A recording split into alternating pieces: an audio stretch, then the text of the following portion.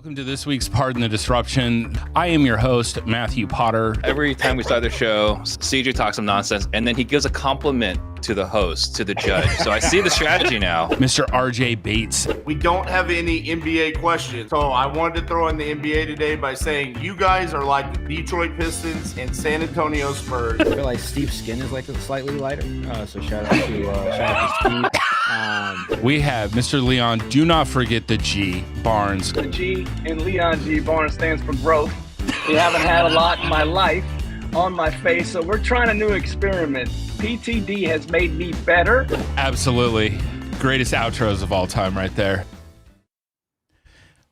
What is going on, everyone? New year, new changes around here on PTD. We hope you enjoyed our intro there. I'm your host, Matthew Potter. And we're going to go ahead and get into it with a breakdown of our show's rules. 5 questions. Everybody will get 1 minute to answer. During that time, though, I will be awarding points based off of their actual argument as well, and then also during their 2 minutes afterwards. And then at the end, somebody's going to win. Likelihood is don't bet on RJ Bates this week. That's all I'm going to say. We're going to start it there. All right, we're going to start with intros with our reigning champion. Young Ralphie grew up with him. We have CJ Jefferson out of Richmond, VA. Richmond, VA, Chris Jefferson, always good to be here. It's good to see you, gentlemen. Happy New Year. Excited for another episode of PTD. There we go. All right. Next up, we have Leon. Do not forget the G, Barnes, Collective Genius. Go ahead and introduce yourself. Happy New Year, everyone. I am so ready for our first episode of 2024. And just was caught off guard there for a second because I heard that we had rules on this show. Since when? Is that new show, new year? We have rules now? I'm excited for this. Maybe RJ and CJ will actually adhere to those rules this year. We'll see. If I was a betting man, I would bet against that, Leon. I'm just letting you know, man. All right. Next up, Mr. Disruptor himself, Steve Trang. Introduce yourself to the people. Hey, what's going on, everybody? Steve Trang, Real Estate Disruptors. New year, new me, new PTD, right? We're changing the format just a little bit. Hope you guys are enjoying it. Our videos are going viral. I am being personally attacked on PTD. It's outrageous. So if you guys are subscribed, please, or if you haven't subscribed, please subscribe to defend my name because I am being assaulted verbally inside the comments. My ego can't take much more of it.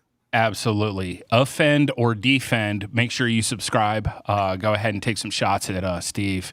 We're having a lot of fun there. Last, certainly not least, coming to us from DFW, we have RJ Bates the third. Introduce yourself. What's up, everybody? New year. CJ still doesn't have any energy. Steve still doesn't have a personality. Leon still doesn't have a beard.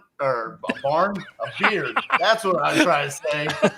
Still doesn't have a beard, and Potter still sucks as a judge. Man, coming in guns blazing from the barn over there. Thanks, bud. We appreciate it. All right, we're going to go ahead and get into it with our first question, which is going to be based off of this video.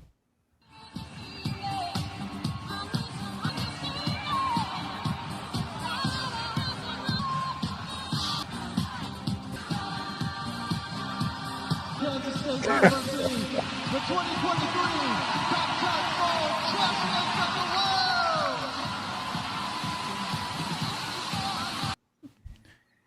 What y'all didn't see was RJ actually just polished off an entire box of Pop-Tarts while that was playing. I just want to go ahead and make that clear for everybody. All right, so for question number 1, real estate investors use the same marketing channels, like the same postcards, cold call scripts, etc. Should they stick to what works or should they get creative? Start us off, CJ. Look, I think you can get creative in your skill set. Marketing channels are marketing channels. And right now, the low-cost marketing channels for many are winning because, the lower the cost, the more volume that you can do. So like when it comes to cold calling, for example, I know RJ's huge on this, Steve as well. I think it's a skill set gap. If you want to really get good at doing deals, if you want to be able to separate yourself in your marketing, what is your skill once you actually have a seller communication? I think so many people are focused on the copy and paste of oh, is RJ cold calling, or is Steve doing this, or is and everybody's just trying to copy and paste those things, not thinking about the skill that has to be attached to that. So yeah, I mean, I think you got to get to a point where yes, we're all going to be using the same marketing channels, right? But can you get creative in your skill set and how you're doing deals? Solid point. Like it.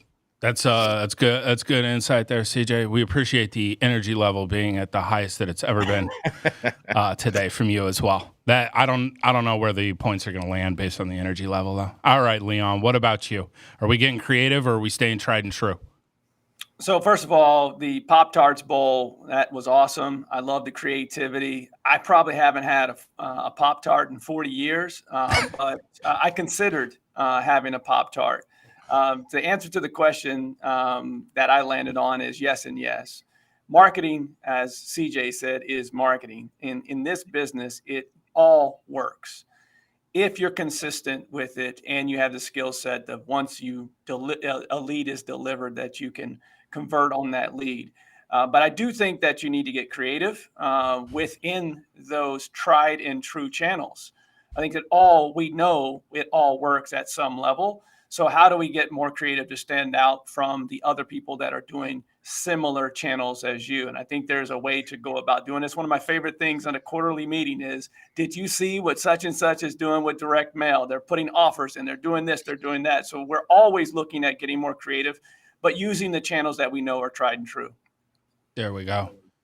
I mean, I don't know about a point because you haven't had a strawberry frosted Pop-Tart since like 94, bro. I don't know how I feel about this. We'll circle back on that one. All right, Steve, don't let us down. Creative or tried and true? Where are we? You got to do both. I think that you got to have, RJ's probably going to say hedgehog, right? I think you have to have the hedgehog. And I think you have to have a little bit, a small amount that's dedicated to innovative, something a little bit different. You're going to masterminds. You're listening to the podcast. You're seeing what other people are doing effectively. Dabble in it. Try it a little bit. Jim Collins calls it firing bullets before firing cannonballs. So have a majority of your budget, 90+%, stay the same. That's working effectively. And try something else a little bit. Nice. See if you get any traction. If you get traction, go a little harder. If you don't get any traction, well, you didn't waste a lot of time and effort on it. So I think you have to do both, but focus predominantly on what's working. There we go. Okay, Steve. All right. Give you a point on that one. One thing, though, that we need to consider is that your cartoon behind you right there where you went ham on your marketing budget, lost, what was it? Dabbled. 142? Dabbled. All right. Dabbled. All right. Fresh off of combing his beard, removing the Pop-Tart remnants. All right, RJ, what about you? No, real estate investors should not get creative with their marketing. One of the number one problems that real estate investors and wholesalers have is chasing shiny objects, right? They want to go find the new unicorn that's going to make them successful. And it's like, dude, we all send the same postcards, okay? We're all cold calling. We're all sending texts. We're all buying now paper leads. Like, do what works. Stop trying to recreate the wheel. Get better at comping. Get better at talking to sellers, closing deals. Get better at dispositions. This is where your focus should be. And if you've got a well-oiled machine, then and only then should you try to come up with something creative. Case in point, Eric Brewer. He's got a well-oiled machine. So then he decided, hey, Mom, do you want to go on TV? And it worked. But it was only until he had the well-oiled machine before he tried to do something creative like that. Point for RJ on that one. That was a solid EB reference there. We appreciate it. Way to bring EB's mom into it. We appreciate that. Yeah, and I would say as far as creative, right, we're not saying be completely innovative where you're doing something completely from scratch. I'm going to do something that's never been tested, right? Like most of us are not in the innovation space. What I'm talking about is keeping your ears on the ground, seeing what's working. Right? Like we started using Lead Zolo after Closes Olympics, after seeing RJ have success. And then we started by dabbling, seeing if we like it, right? Hey, we're getting contracts. Let's go a little bit harder on it. But if it was a complete bomb, we would stop it. But we didn't go hard. We didn't just throw 15, 20K a month in Lead Zolo. We just put a couple of thousand. So that's what I'm talking about. Like creativity is just dabbling a little bit, and seeing what's working for someone else. See if we like it, see if we don't like it. And before we RJ, go hard. to your point, how do you know, like if you're watching this and you're just starting out, how do you know what is tried and true that they should stick with? How do they know that? Well, there's enough information out there just on YouTube alone for free that says, hey, cold call, hey, send out this direct mail. What I'm saying is if you decide that you're going to do direct mail and then you decide you want to get creative and come up with your own postcard or your own letter, like that's where you get lost. Like, dude, we go talk to REI Print Mail and they say, this is the postcard you send. This is the letter you send. Don't try to recreate it yourself. What Pop-Tarts did here was very creative and innovative. No one else has really done it. We've mentioned it before, outside of maybe Duke's Mayo with their bowl game. That was creative. I'm not saying that, hey, you shouldn't try the tried and true methods. That's where the free information is out there, Leon. They know what works and what doesn't. Sure. What's pissing me off is RJ's crushing my dreams of sending Pop-Tarts. I was gonna say, mail. dude, the way that RJ says Pop-Tarts, just off that point for RJ, like he's like Pop-Tarts, like he's all excited over there. I'm sending Pop-Tart direct mail. Absolutely. I think that's where we were answering. Both Steve and I were answering from is that, bowl games have been around for 100+ years, and no one has done what Pop-Tarts has done. And so we were assuming that, at least I was, I'll speak for myself here, that investors have tried and true channels and always should be looking at what else can I do to help conversions at a higher level. Excuse me, conversions is the wrong word. How do I get more leads from that particular channel from what I'm seeing currently? I do think you need to be creative and think outside the box, and why communities are so great, because you always know what new innovations people are trying in their particular markets or regions of the country. And I am shocked that CJ, our in-house marketing professional, is not suggesting anything in regards to A/B testing. No, CJ, are you running the same Facebook ads for the last 12 months? No. I was letting y'all finish, honestly. You woke the sleeping giant. Here we go. But no, I was letting y'all finish. Steve, you used the word test. Business is kind of simple, right? Like you have to create a baseline. Here's the problem. Most people that get in the wholesaling, they struggle to create a baseline because they're too busy trying to copy and paste. You have to create a baseline of what does work. Right. Mm-hmm. And that's why I hate when people talk so much about KPIs, because it's like, why do people think that everybody's KPI should be the same? Right. That's not how business functions. Right. You should be developing your baseline KPI indicators. All right. Or your baseline, what marketing data is telling you. And then you should be getting creative and testing other things, split testing other things to it against your baseline to see how it impacts it. And if it's like Steve said, hey, I tried Lizolo. It started working really well for us. So we went and got more into that. It's because we don't even know that this worked for Pop-Tarts yet. Right? There's no data to support that it's working. When was the last time anybody talked about Pop-Tarts? I mean, it absolutely worked. Potter, anyone outside of the Bates household, probably 2006, maybe. I don't know. Right, so clearly Pop-Tarts worked here. It did. Real quick, Potter, you get ready to give me a couple of points here. No thanks. This is why Leon is the Pistons, okay? Even in his answer, he's agreeing with me when he's trying to disagree. Leon, if you go to Collective Genius and one of your guys inside of Collective Genius says, hey, here's what's working in my marketing, and then you take that and you copy it, you're not being creative. You're literally just copying what somebody else does. It's not being creative at all.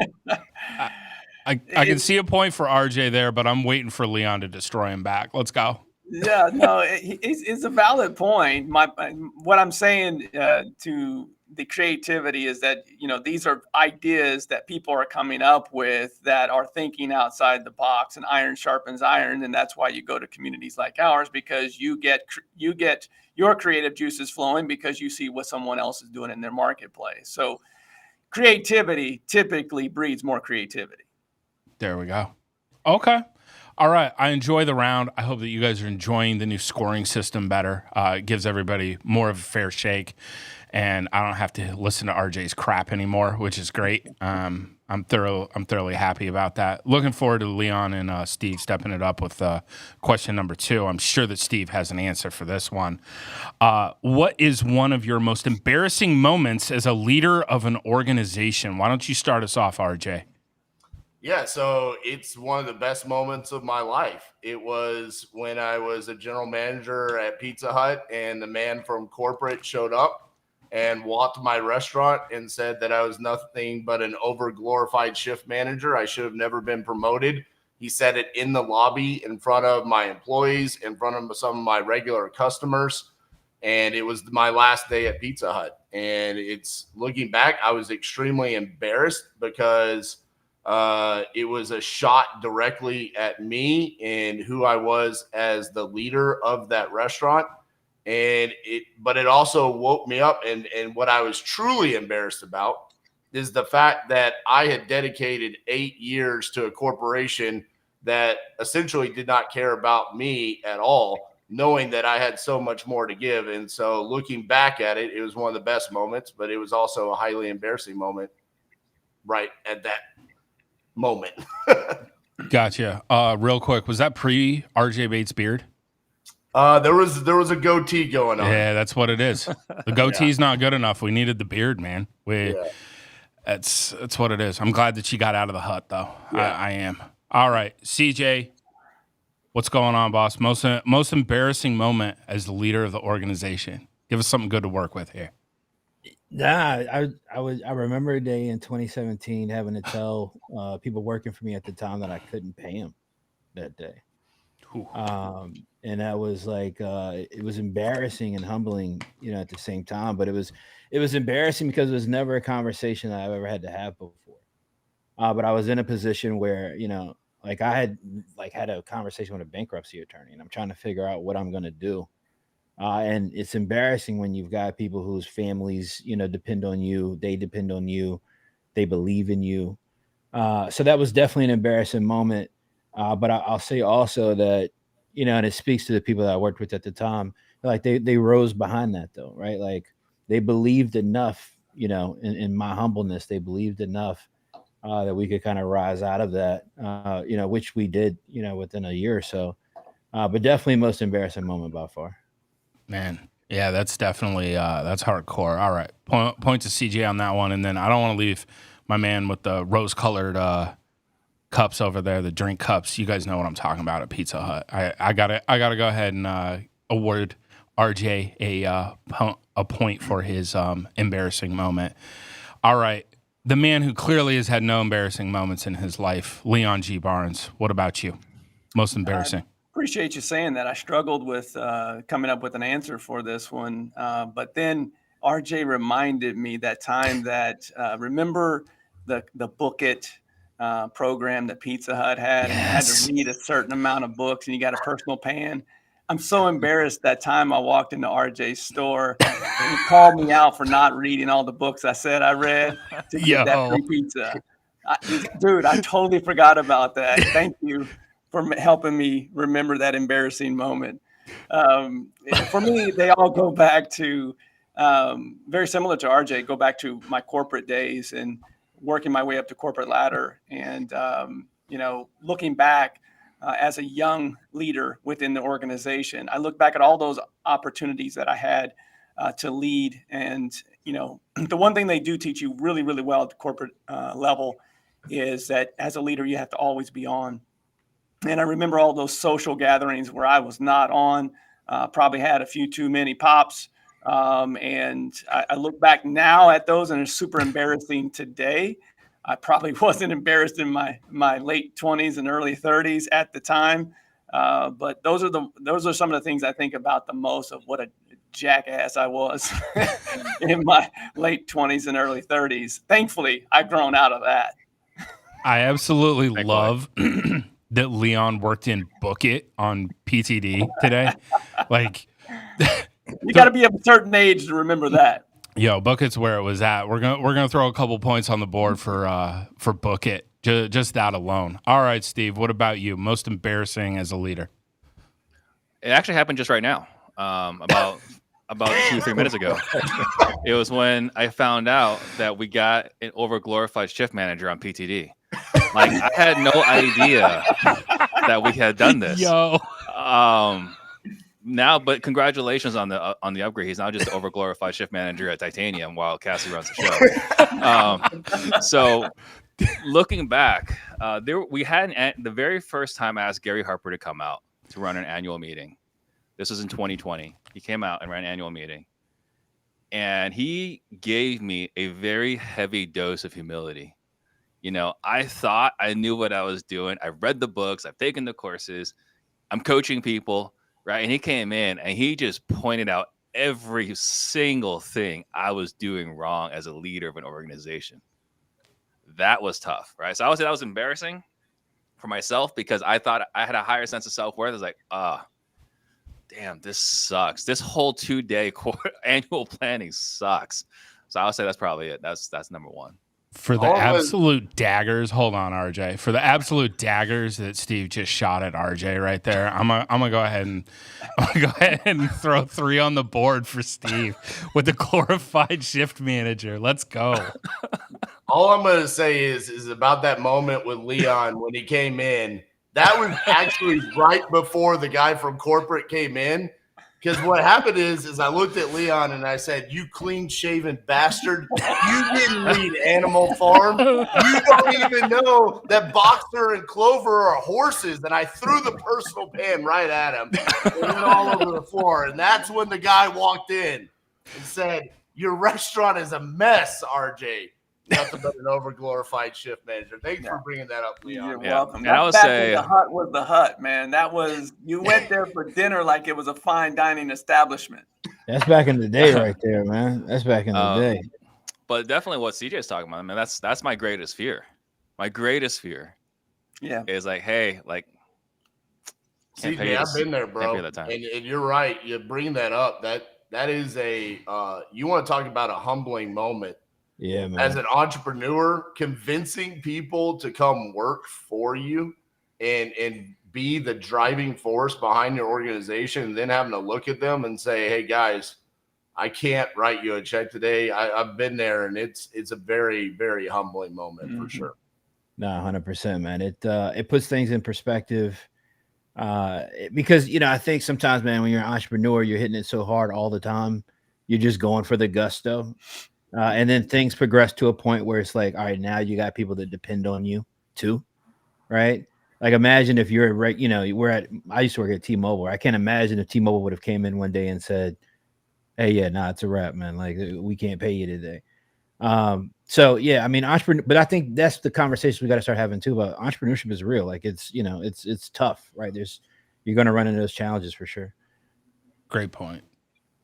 Point for CJ. Going to give a point to RJ as well for absolutely destroying Leon. And the truth has come out. Leon G. Barnes has not read Animal Farm. So there you go. Only serial killer novels. That's the only thing that he's reading these days. All right. Next up, for our next question, we have our viral video topic of the week. Go ahead and check it out.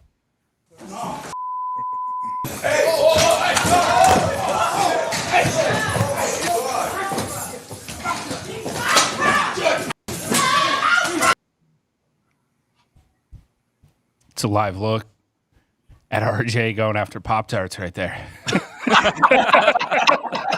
Well done. All right. Go ahead and start us off on this one. Go ahead and start us off, CJ.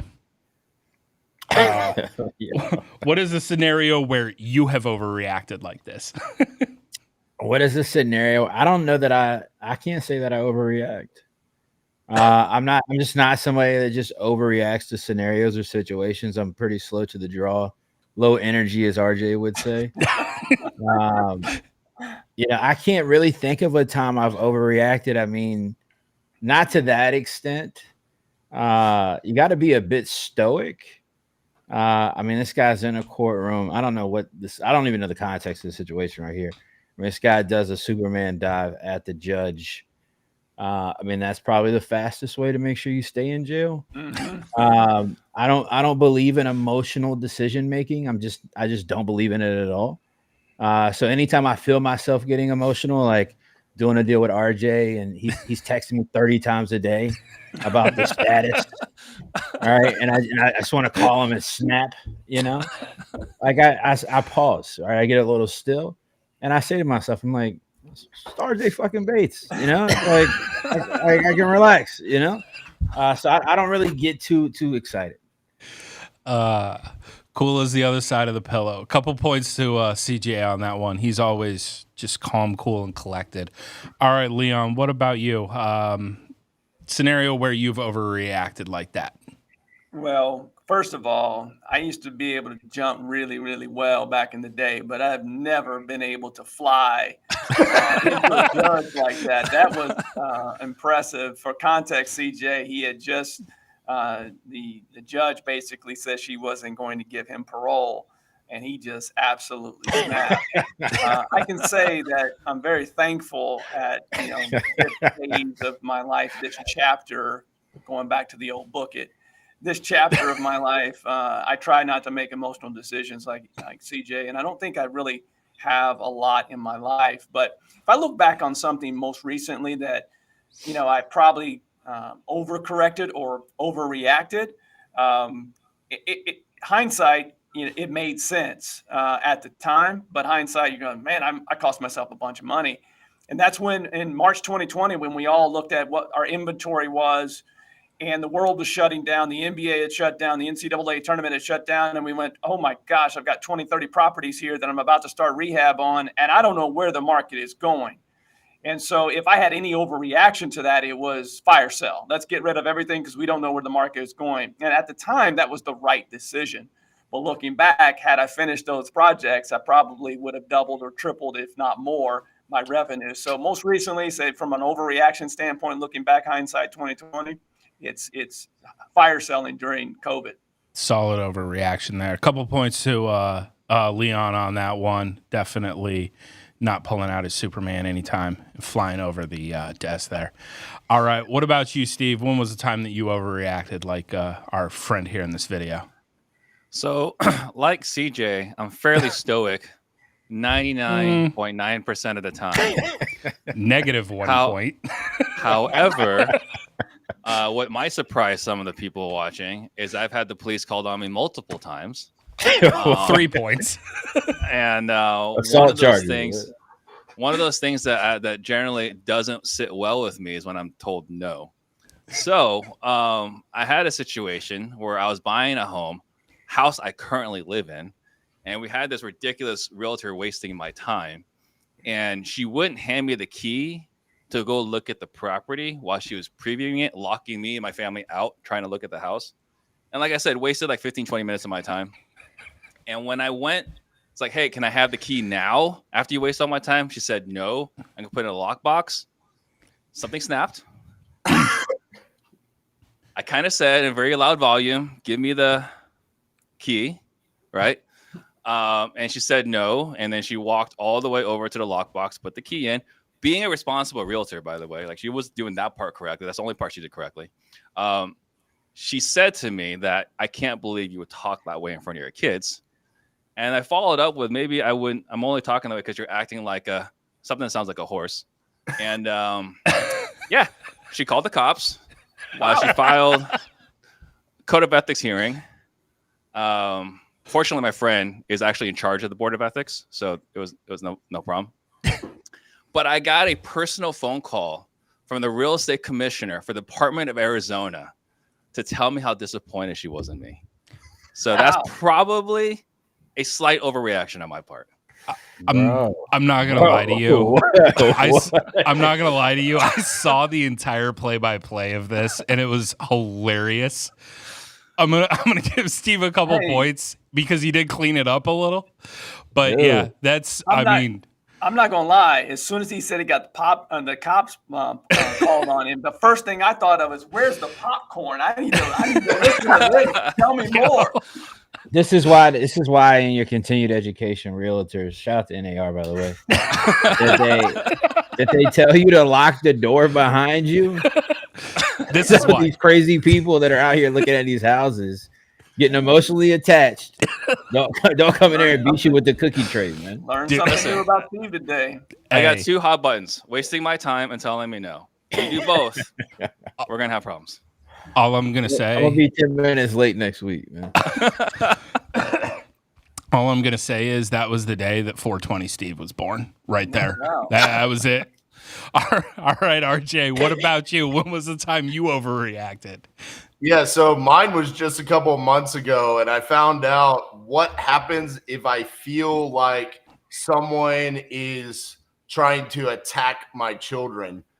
My son scored the game-tying goal in a tournament game against a team from St. Louis, and as he was standing up from scoring the goal, as he got knocked down from a dirty hit from behind, that player then chopped his leg from behind with his stick, and Trinity fell down. And legitimately, I thought he was hurt because he's never stayed down on the ground. And where I was standing, I had to walk all the way around the rink. And as I was walking around, he stood up, and I stopped right in front of the St. Louis parents. And the MC in the arena started playing the Jeopardy music. And I'm watching Trinity barely be able to move his leg to get off the ice. And the referee decides that the goal was not going to count. It was no goal. And all of the St. Louis parents cheered as loud as they could as my son looked like his leg was broken. And I was triggered. I turned around. I dropped 38 F-bombs on their head right there. I told them all to get the F out of Texas, go back to Missouri. I don't know how these people even live with themselves. I continued to walk around a corner. One dad tried to approach me, asked if I wanted to fight. I then asked him if that's how he wanted the rest of his story written.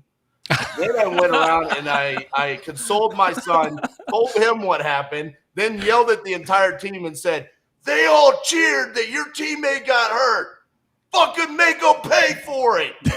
My son went out on the ice, had the game-winning assist right as I was walking back in front of those parents.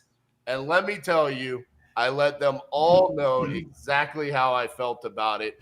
I'm surprised y'all couldn't hear me yelling in Phoenix. It was that loud. So We actually did. I think it was on the group texts. We actually saw the yelling and the anger there. First off, I got to give a point to Leon for the popcorn over here. That was beautiful. I love that. Point to RJ on taking care of his son there. For everybody else though, maybe there's like a way that we can correlate this to basketball so we can understand it because nobody watches hockey. Can I just say this? This is, RJ, all those times that Jimmy Breland was on the show and you just gave it to him, they all knew. Everyone in St. Louis listened to you going after Jimmy. Jimmy sent his cronies. all right, the best part about my story is we then have a tournament in Chicago and we have to play the exact same team again. And so when I walked in the arena, all of the parents turned around simultaneously and looked at me and go, "He showed up." Oh, and that was when it was like, okay, I might have taken it a little bit too far. Let me speak for everyone, RJ, here, where I can say we're all disappointed in you. Yeah, we're disappointed in me. I didn't get called by the commissioner of realtors in Arizona. Sounds very RJ-ish. Point to CJ on coining RJ-ish. Listen, before we move on, I just want to, save the other examples, Steve, but I can't wait to find out about the other times the cops were called on you. That's what I want to know. So, I got cleared by the police. I got cleared by the Board of Ethics. And there was some other nutcase realtor that was coming at Potter and I pretty hard. And we took the lessons from this one. Yes, we did. And got him an ethics violation. That was like one of the best days of my life. Dude, this sounds like you're on board with hating realtors. Are you joining the RJ and CJ train here? I agree with you guys that 80% of them are useless. I've agreed with you from day one. 80 to 90% of them are useless. I'm just saying you can't disregard the whole industry because 80 to 90% of them aren't so bright. Which, by the way, thank you for bringing that up, RJ. I'm going to take away one of your points for tagging me in your damn reel the other day about how you don't like realtors.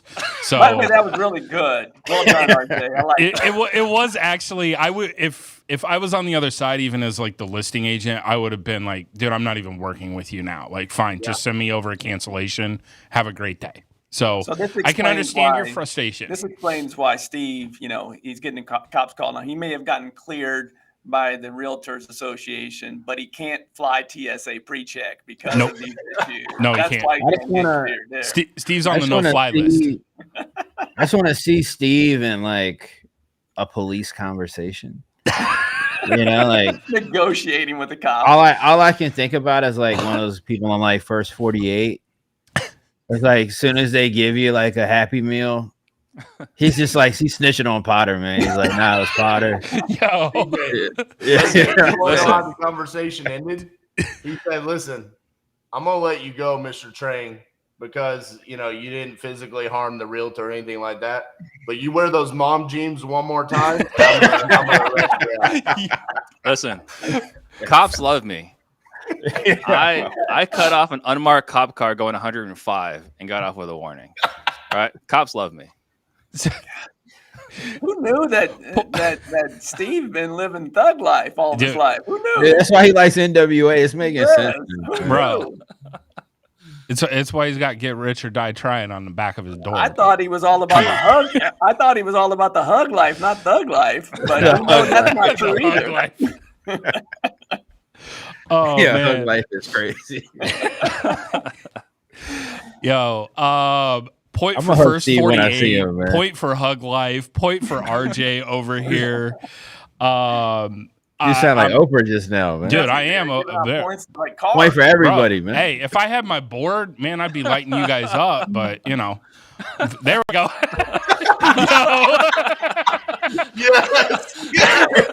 That's great. All right, we're gonna get to our next question.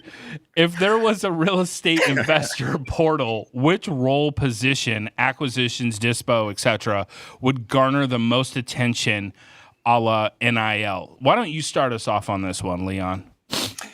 I think it depends upon where you are in your business, the phase of business that you're in. If you're starting out and you're younger in the business and you're looking to hire your first couple of employees, I think it leans.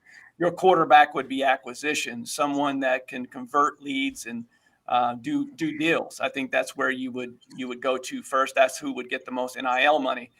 But I think if you're an established someone that's looking to grow and scale their business as an investor, I think by far the quarterback of the real estate investing portal would be an integrator, a COO, operations. You can't scale without that talented person to help you operationally, because most real estate investors, let's face it, are entrepreneurs, they're visionaries, they chase shiny objects, and operations is one of the hardest. So by far, that operational role, if you have an established business, would garner the most NIL money. Ding, ding. Two points to you on that one. Integrator, very important. Speaking of shiny objects, Steve, what do you think about this? Unfortunately, I completely agree with Leon. I posted something on Facebook last week. I'm looking to build a company worth $100 million, right? I can't do that without the right operator, without someone with experience. And you look around, I actually have, I'm supposed to be in my quarterly meeting right now, right? We got Amanda Dean next door, and she's running our quarterly meeting. Like, that is talent that anyone else would have loved to have been able to hire if she ever became a free agent, So the biggest lever in every organization is going to be the person right next to the visionary, because the visionary can have big dreams, but they're so busy dreaming they can't get anything done. The integrator, the COO, is the executive that implements and executes the vision at a high level and makes sure that everyone else inside the organization is operating or is gone. So I would say the COO. Definitely. Point to you on that, Steve. It's very true. All right, RJ, what about you? Who are we dropping in the portal? Appreciate Steve sounding like chapter 1 of Traction. Great job, Steve. Thank you. I'm Point to gonna go RJ. with what is going to garner the most attention is going to be acquisitions, just like the quarterback does for football teams, in the transfer portal. The teams that are going to win are going to be the ones that go out and get the quality dispositions managers, the ones that can get the most amount of money. This is going to be your offensive and defensive linemen. I say it all the time. It's the least talked about subject when it comes to real estate investing. How are we actually selling these deals? Who is doing it? What are the steps that they have to take? It's the most underappreciated, and it should garner the most attention, but it doesn't because it's not sexy. Getting the contract sexy is what everybody wants to see. So garner most attention, acquisitions, but it should be dispositions. All right. Yeah, I can see a point your way on that. Acquisition is very important. Thank you for that. We appreciate you as the number one lead manager in Dallas-Fort Worth, as always. All right, CJ. Take my point away. I will take his point away. Now I'm going to take it away and give it to CJ. How about that? Smart. Yeah. Acquisitions, people are a dime a dozen, really. And in terms of if you look hard enough and if you know where to look, you can find quality acquisition people. That's not extremely difficult. Finding a quality integrator, I think, is probably the hardest position to fill in all of business, in any business. Somebody that can run operations, that can manage and handle reporting, somebody that can take thoughts, ideas, visions, and map those things out, create processes in which to execute from. If you go company to company with people in our industry, people in any industry, the people that are not where they want to be at, that's generally the key piece that they're missing. They're missing somebody that can strongly, manage operations and facilitate growth within the business and data back growth. Shout out to mine, Deandra. I appreciate you. If you don't have an operations person, it doesn't matter how good your sales rep is, because you'll never be able to grow. You'll never be able to scale. You'll never be able to bring in more sales reps. So that won't really matter. You got to have somebody that's managing that operation by far. Facts. CJ, So I could say for sure who I wouldn't hire is an overglorified chef manager for oh Titanium. my God. There Shut we go. up, Steve. Point to Steve. Shut up, Steve. Point to Steve. CJ, I got a question for you. You said good acquisitions people are a dime a dozen. And it's funny you bring up a dozen because, in case y'all forgot, I won the Closers Olympics 2021, 2023. We haven't mentioned that in 2024 yet. New year. New Year, same RJ. There's always a dozen competitors in the Closers Olympics, CJ. So just out of curiosity, if they're a dime a dozen, how come I'm the only one that ever closes deals in the Closers Olympics? Got to give him a point on that one. I close Yeah, one. that's a fair question. You're not getting like true sales leads, right? You're getting inbound leads, really. Like how good do you got to be with that? Like the person who can close cold traffic, right? That they've never interacted with a day before in their life. This is the first time we've ever interacted. That's sales, man. Like if you can have that conversation and sell somebody. I know somebody who's got a good sales training, closemoresales.com. Shout out to the guys over there. All right, go to the link. All right, click on it, fill out the information form. And all I want you to do, all right, this is all I want you to do. All right, is I need help. Put in the comment box, I need help on how to really sell. This is why I said it's phases, right? If out of the gates, I think acquisitions and disposition is huge. And I think it would garner the most attention depending upon where you're at in your business. But Steve can attest to this.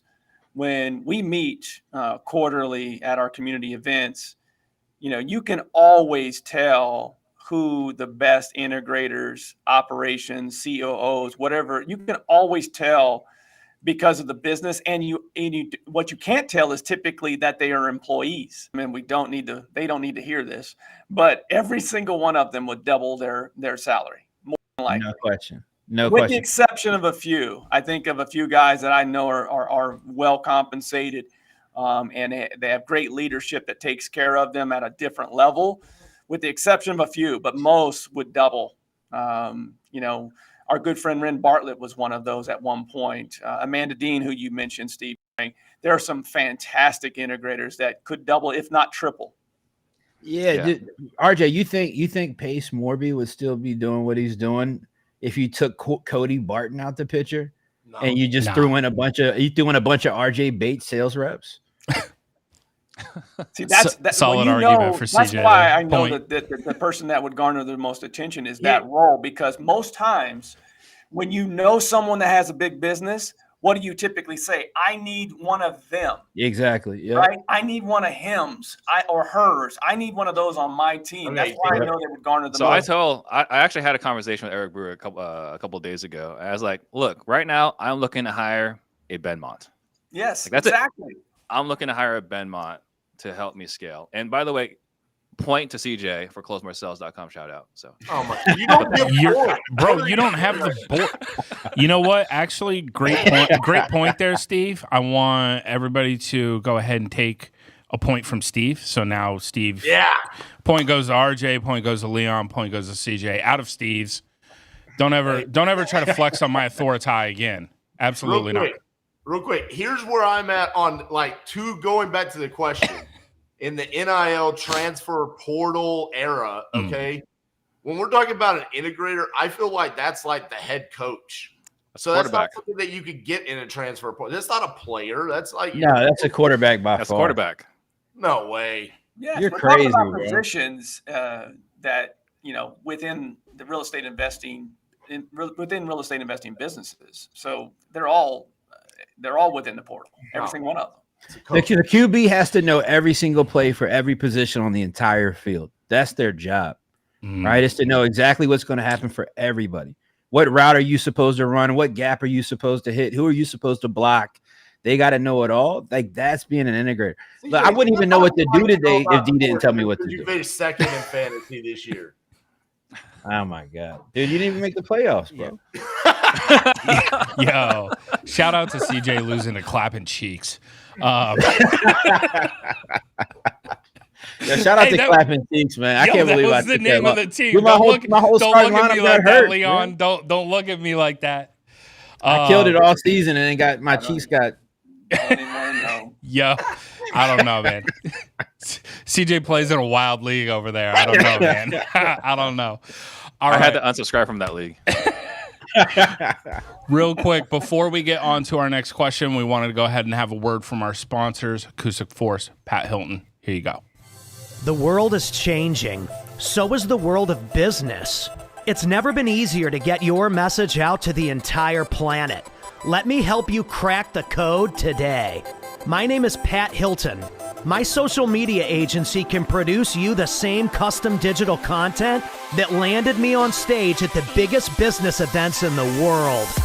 I've rocked the roof off with the best digital marketers in the game.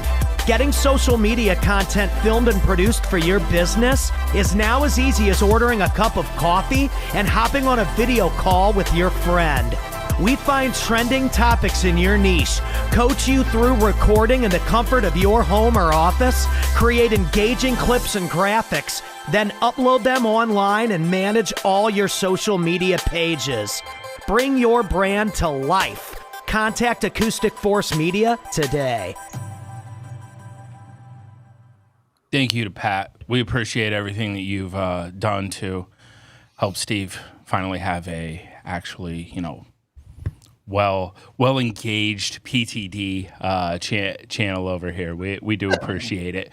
We're gonna go. Doing good work. Pat's doing good work. No, he definitely is, and I absolutely love that everybody's throwing haymakers at Steve in the comments on the shorts. It's great.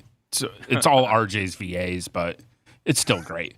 All right, we're gonna get into our next question here. This is one of everybody's favorite questions. It's a trending topic. The majority of people on social media believe hedge funds are to blame for increased property values. Is that true or not? Start us off, RJ. No, hedge funds are not the reason for the increase in property values. And Point to RJ. I'm saying this to all of you keyboard warriors. Please tear it up in the comments, okay? Hedge funds are not the enemies, okay? The reason why the property values went up is because we have a shortage of houses, okay? The other reason why property values skyrocketed is because we had record low interest rates in 2021 and 2022. I mean, like, this is the reason why people could afford a $400,000 house that they could never afford in the past. Okay. It's not because of hedge funds. They don't own that many houses. They're not holding on to that many houses. Get it out of your head and stop reading CNN. There we go. I like RJ Bates' conviction on that. I'm going to give him another point just for the conviction. Okay, we're going to go to CJ over here. I know CJ is going to give us something good to work with. What you got, man? Yeah, we call this saying anything. You know, like, are they fully to blame? No. But are they largely to blame? Yes. And it's just really simple logic. If a lot of the inventory is being purchased and held and not back out on the market, it's vastly contributing to the supply demand issue that we have as a country, right? Like that's simple understanding. And so a lot of these properties that are being purchased by funds are not going back out onto the marketplace for homeowners. They're being either held or they're being traded fund to fund, right? So these houses don't ever get back to the market. So again, I wouldn't say they're fully to blame, but I think there's blame to be placed on hedge funds for sure. I wonder if there's like half points I can give. Can I give like a half point to CJ on that one? Because like I feel it a little bit, but we're only halfway there. All right. What about you, Leon? So I would lean towards that it's more not than true. I think everything is a math equation, and I think this is part of that. There's, both CJ and RJ are correct, but I do think that, the prior to COVID, so 2019 inventory was already low. COVID put lighter fluid on this fire in regards to the importance of home ownership, coupled with low interest rates. And all of a sudden, everyone needed a house and didn't care about the purchase price. They cared about their monthly and could they afford that.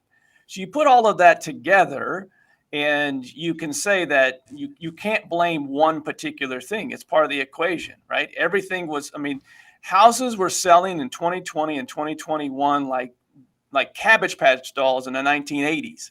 Inventory was already low, and people wanted them as soon as they could get their hands on them. So it's part of the equation.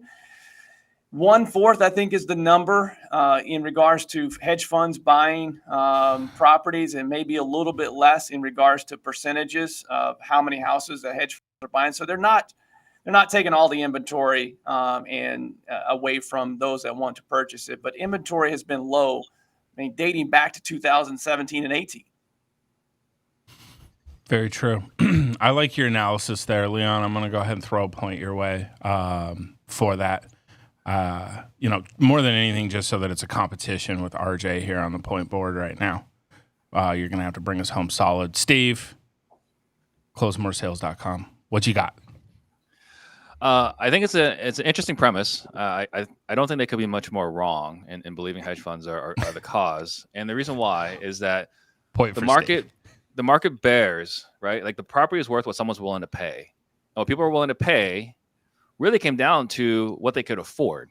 And because interest rates were outrageously low to keep people buying things, and because the balance sheets with the Fed Reserve were increasing so that they could buy more mortgage assets, and everyone got these ridiculous amounts of stimulus money for their down payments, it was this recipe for driving up prices.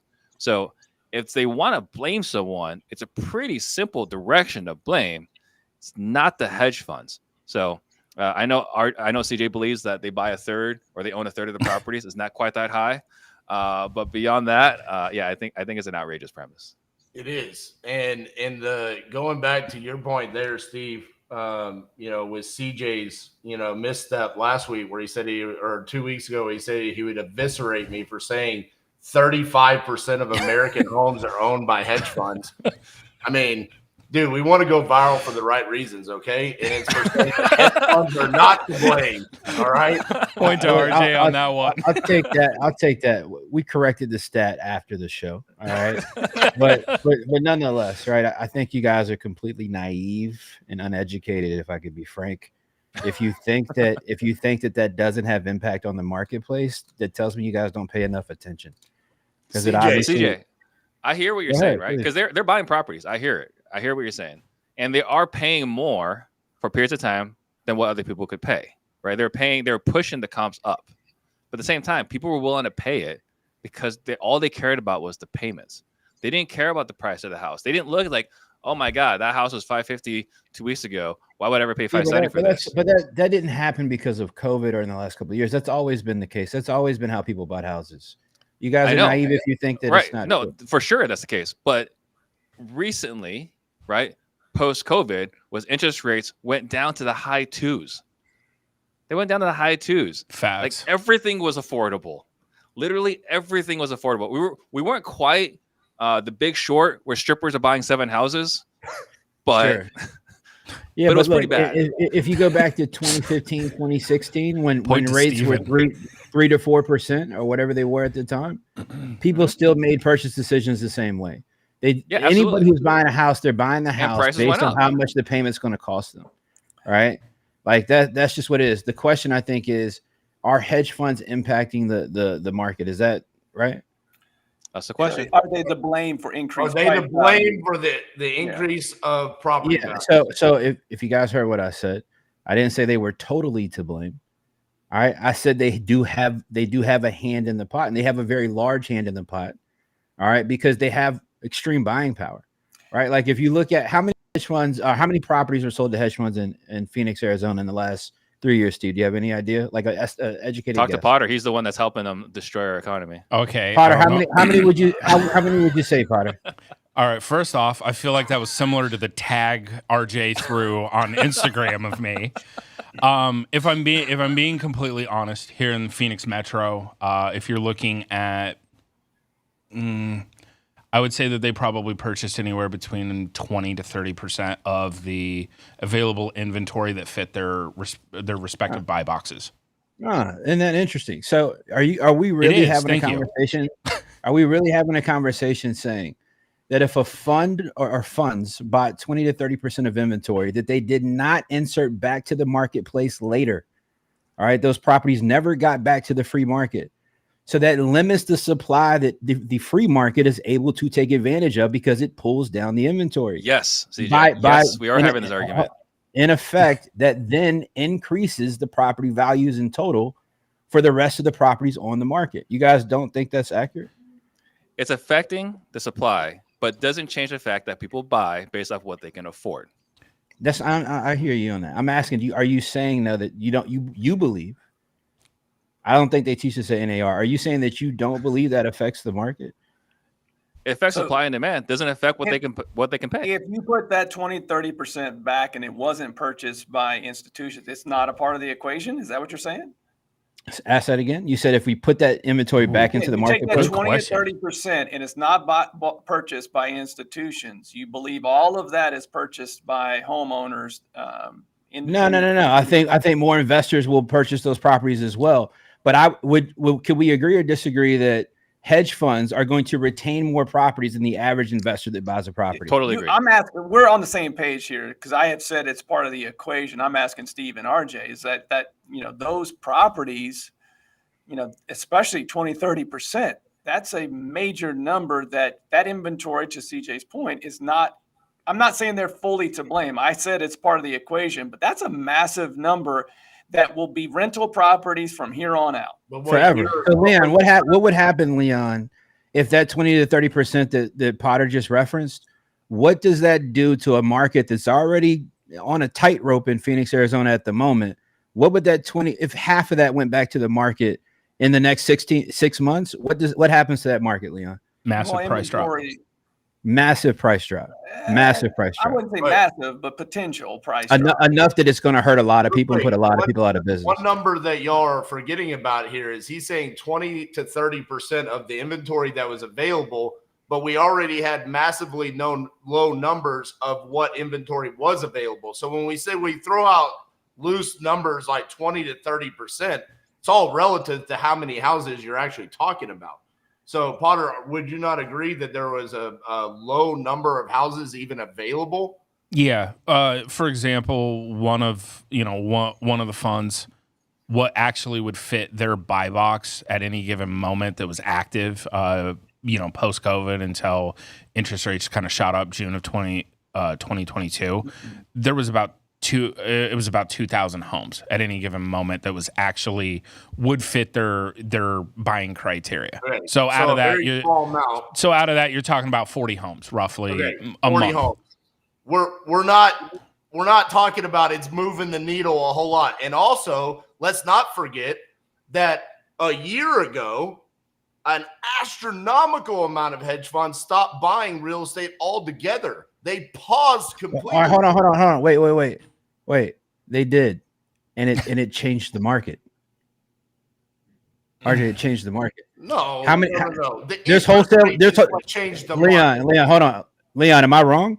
No, you're not wrong, because I live in a market that has been affected by that. I've seen a ton of Southeast investors struggle to buy houses. It definitely affected listings. There are more days on the market. It's definitely affected inventory. But interest rates if y'all more. are under the impression, Interest rates affected more.